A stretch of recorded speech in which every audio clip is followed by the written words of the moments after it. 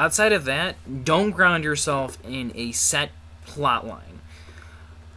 Be as vague as possible when you come up with the structure of your book, if you want to go that route. I actually did for the first book, and I even went through and actually wrote up an overall plot summary of the second, third, and fourth book all at once. Mainly because it's always a good idea to have a general idea of which direction you're going to be going. Mind you, things can change while you're writing the story, and you've got to adjust and adapt to your own decisions pretty quickly and pretty efficiently. I really originally didn't want to do a whole lot with the story itself. I didn't have any ideas, I didn't really have a whole lot of plans for it, but taking time out away from writing your story and sitting down and coming up with a basic timeline, nothing too in-depth. You don't want to spend, hours upon hours coming up with every little itty-bitty detail. You really need to be careful with that sort of thinking, because you might as well just write the whole story right there and then instead of writing the dang timeline. I ended up writing a timeline for the first book. I haven't gotten around to actually writing one for the third book, since I've basically just jostled notes down for overall structure in my actual note cards. But it's always a good idea, like I said, to have things generally planned out, but at the same time still keeping everything loose enough that you can wiggle around a little bit, and you don't have to worry about, fixing 20 million different things earlier on in some of your other stories and chapters. Word to the wise, or the not-so-wise, or just the plain, curious who want to become writers themselves, if you ever self-publish, be careful. That it can become very expensive very quickly, and in some cases they don't do as well of a job as you would hope or would think of a company whose butter is to bring you back to writing.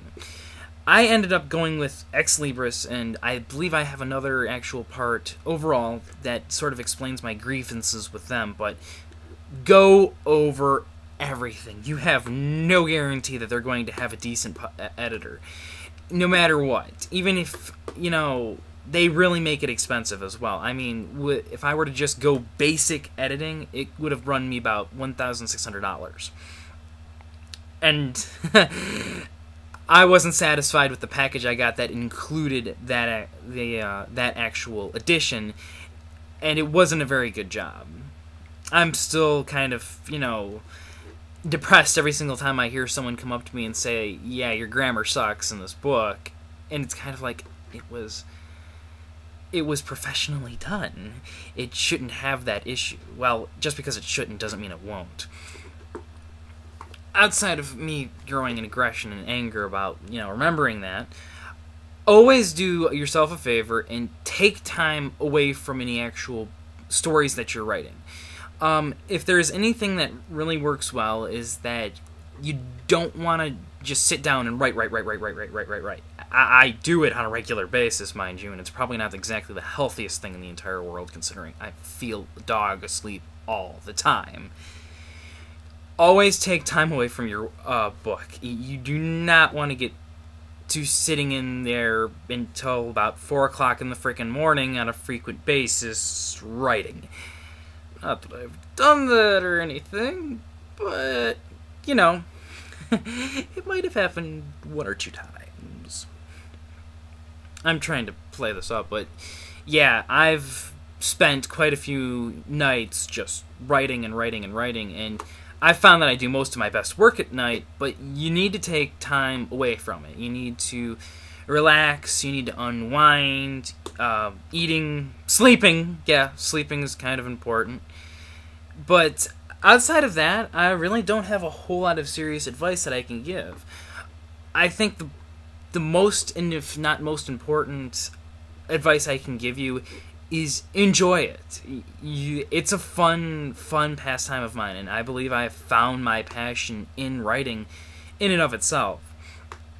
I wouldn't mind going and doing other things besides just writing novels and stuff, mind you, but you gotta know people to do that, and I don't know a whole lot of people. Mainly because of my late nights and, that sort of stuff. But enjoy it. You've got to really love it, just like anything else. And I really do love it. I love writing. I love writing fan fiction. I love writing my own stories. I love reading other people's works from time to time, though it sort of faded away a little bit considering how much of an obsessive nature I have with my own work. Within the course of less than 3 years. Yeah. I really do enjoy writing, and once you find yourself completing a work, it does become easier. The first book that I wrote took me about 2 years. And I didn't change anything from what I did from the first one along to the second one, which the second one I finished in less than a single solitary year.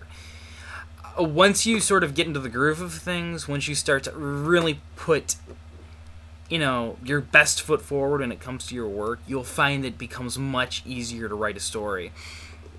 It's always the first one that's the hardest to complete. Maybe that's why I've never actually completed any of my fan fiction, is because I've never been able to sit down and actually finish them.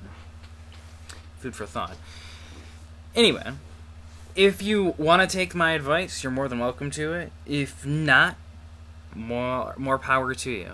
And if anyone actually has any advice themselves that they wouldn't mind actually sharing with me, or basically just their own opinions, the comments are there, and I'm always up for meeting and talking to new people. You'd be surprised how well and amazing I do if I actually get to talk to people about my work. In fact, some of my best ideas that have been put to pen and paper, if I do say so myself, weren't people ideas.